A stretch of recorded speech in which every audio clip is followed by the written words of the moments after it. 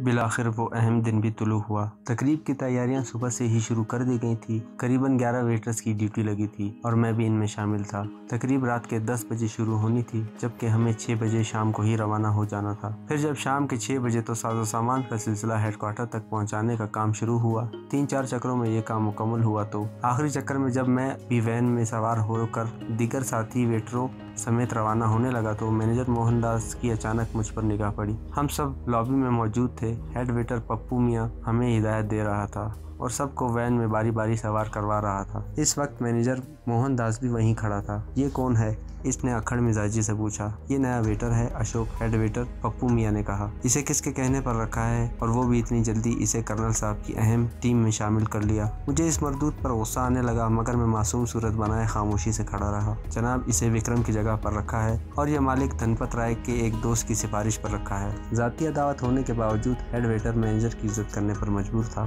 اس نے جھوٹ بولا تھا۔ مینیجر الجھن آمیز سوچ میں پڑ گیا۔ میں بھی اندر سے پریشان ہو گیا۔ یہ کام بالخصوص مینیجر کی نگرانی میں ہوتا تھا۔ کرنل آر ڈی گپتا کے مہمانوں کو سرو کرنے کے لیے کون کون سے ویٹر کو روانہ کیا جا رہا تھا اور ان کے ناموں کا اندراج بھی خود مینیجر موہن داس ہی کر رہا تھا۔ اس کڑی نگرانی کی وجہ یہی سمجھ آتی تھی کہ ڈیتھ سرکل ایک حساس اور خفیہ ادارہ تھا، اس لیے یہ سختی تھی۔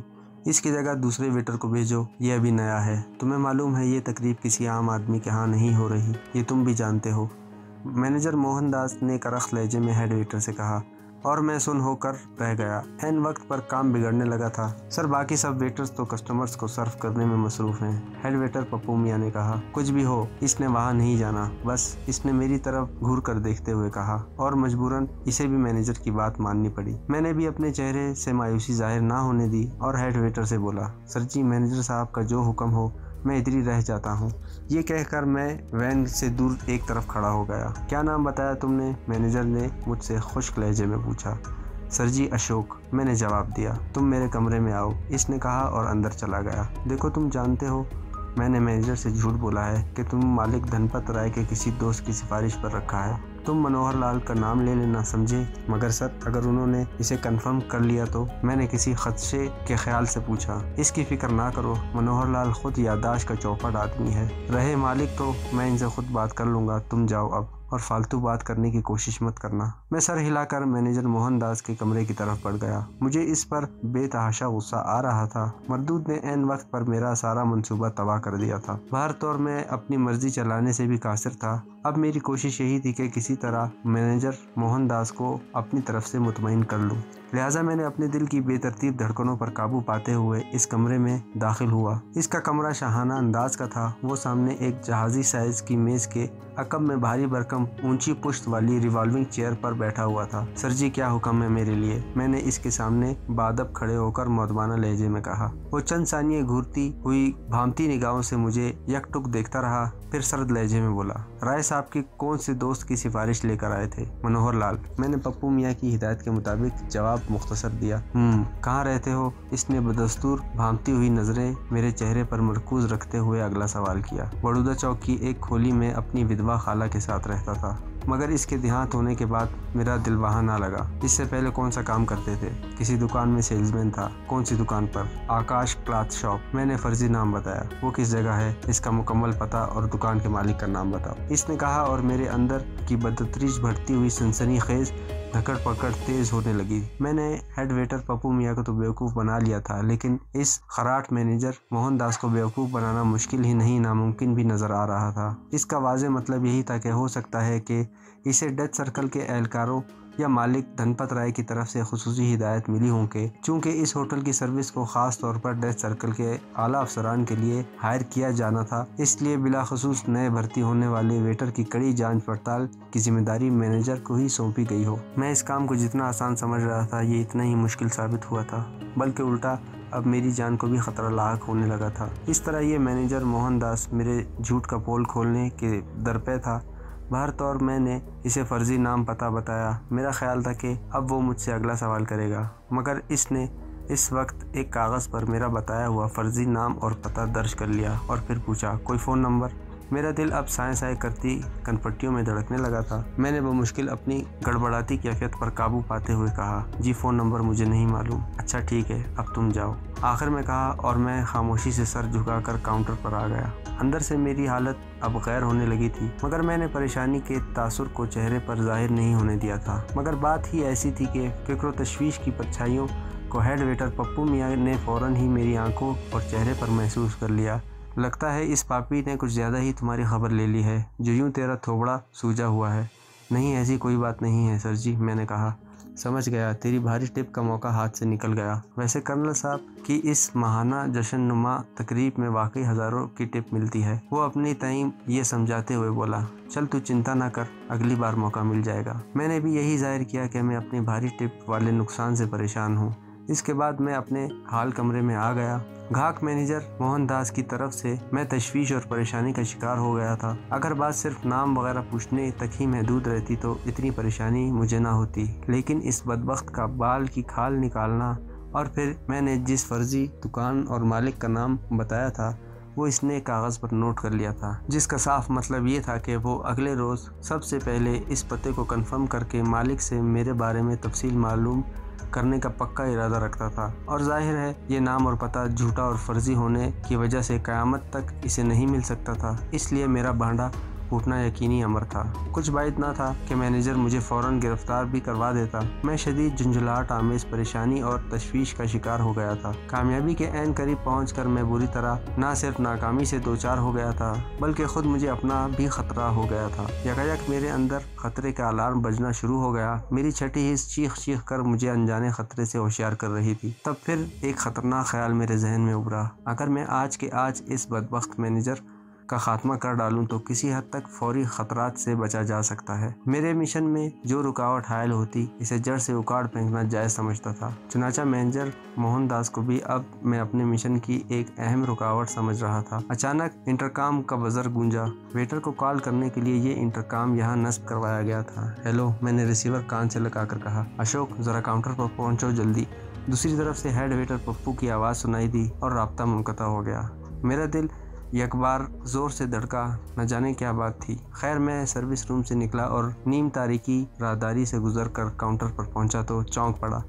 وہاں ہیڈ ویٹر کے ساتھ وین کا ڈرائیور موجود تھا۔ یہ اسی وین کا ڈرائیور تھا جو ویٹرز کی کھیپ لے کر ڈیتھ سرکل کے ہیڈ کوارٹر روانہ ہوا تھا۔ اشوک، تمہاری مراد برائی؟ ہیڈ ویٹر پپو نے میری طرف دیکھ کر مسکراتے ہوئے کہا۔ جی سر جی، میں سمجھا نہیں، میں نے الجھ کر پوچھا، تاہم میرا دل کسی خیال کے تحت مسرت سے دھڑکنے لگا۔ کچھ سامان لے جانا تھا، اب تمہیں بھیجا جا رہا ہے، اس نے کہا۔ مگر مینیجر صاحب کا حکم؟ میں نے خوشی کے احساس کو دباتے ہوئے پوچھا۔ انہی کے حکم پر تو کہہ رہا ہوں، وہ بھی ساتھ جا رہے ہیں، اس نے کہا۔ نہ جانے کیوں خوشی کا احساس ایک انجانے خدشے میں بدل گیا۔ سنو، جو بھی ٹپ ملے میرا کمیشن یاد رکھنا، وہ آخر میں معنی خیز لہجے میں بولے۔ میں نے جلدی سے کہا، آپ بالکل چنتا نہ کریں، مجھے شنکر نے سب سمجھا دیا تھا۔ گڈ، خاصے سمجھدار آدمی لگتے ہو۔ لیکن میں مینیجر موہن داس کے اس اچانک فیصلے پر جانے کیوں اندر سے کھٹک گیا تھا۔ باہر تو اور ذرا دیر بعد مینیجر اپنے کمرے سے نکلتا ہوا دکھائی دیا۔ ہیڈ ویٹر کے قریب آ کر بولا، ہاں بھائی پپو، تم نے بوتلوں کے کریٹ رکھوا دیے؟ جی سر، احتیاطاً سوڈا واٹر بھی رکھوا دیا۔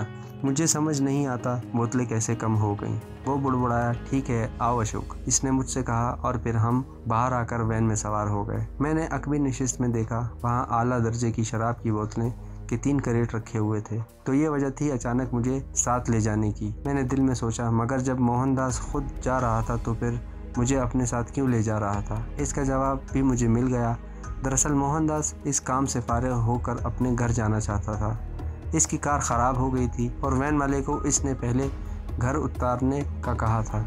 خیر موہن داس کا گھر زیادہ دور نہ تھا۔ وہاں اترنے سے پہلے اس نے مجھے تاکید کی، اشوک تم ابھی نئے ہو، وہاں سب اعلیٰ افسران مدعو ہیں اور سب مدہوش بھی رہیں گے، کوئی ایسی ویسی غیر اخلاقی حرکت مت کرنا، کیونکہ وہاں حسین و جمیل رقاصائیں بھی آتی ہیں، ان سے فری ہونے کی کوشش ہرگز مت کرنا، ورنہ ہمارے ہوٹل کی ساکھ بری طرح متاثر ہوگی، کیونکہ پہلے بھی ایک نئے ویٹر نے کسی حسین سے چھیڑ چھاڑ کرنے کی کوشش کی تھی، اسے میں نے کھڑے کھڑے نوکری سے نکال دیا تھا۔ آپ بالکل چنتا نہ کریں سر جی، میں اپنے کام سے کام رکھوں گا، میں نے معتمانہ لہجے میں کہا۔ اسی میں تمہاری بہتری ہے، وہ آخر میں سرات بھرے لہجے میں بولا۔ اس کے بعد ڈرائیور نے واپس وین موڑ لی اور خاصی تیز رفتاری سے ڈیتھ سرکل کے ہیڈ کوارٹر کی طرف دوڑنے لگا۔ قسمت اچانک ہی مجھ پر مہربان ہو گئی تھی، مگر खतरा अब भी जूं का तूं सर पर मंडरा रहा था। मैं इत्तफाकी तौर पर तो किसी हद तक कामयाब रहा था, मगर घाक मैनेजर मोहनदास की तरफ से तफक्कुर में मुब्तला था। बल्कि अब जहां मैं अपनी इस अचानक इंतहाई कामयाबी पर खुश था, वहां मैं एक दूसरे किस्म की मुश्किल का भी शिकार हो चुका था।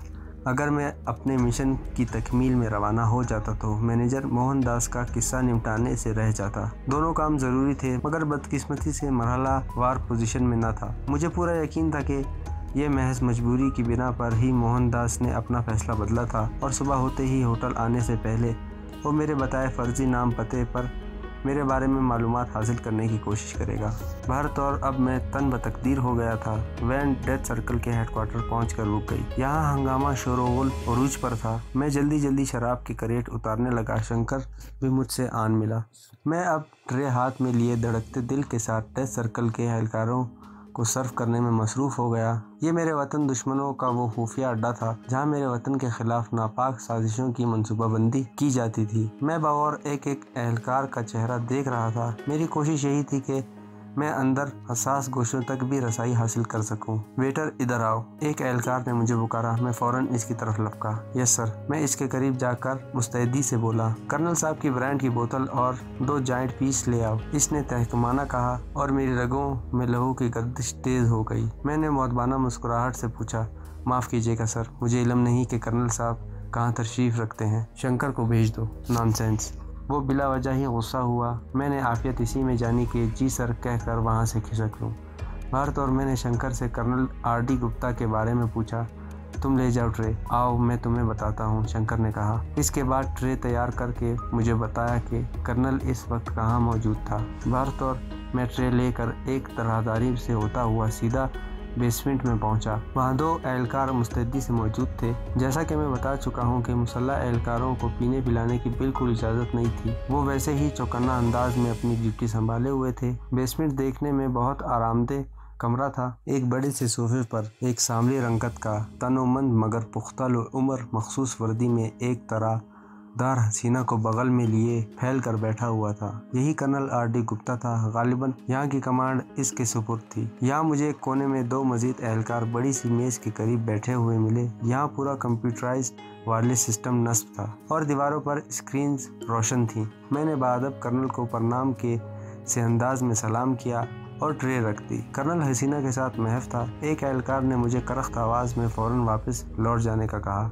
मैं बिला ताखिर उल्टे कदमों लौट आया और राहदारी में आ गया। फिर बजाय बाहर जाने के मैं आगे बढ़ गया। राहदारी बाईं जानिब से मुड़ रही थी। मैं यूं ही खाली ट्रे हाथ में उठाए मज़कूरा सिमत घूम गया। सामने एक और कमरे का दरवाज़ा नज़र आया जिसके ऊपर अंग्रेज़ी हरूफ में रिकॉर्ड रूम लिखा था।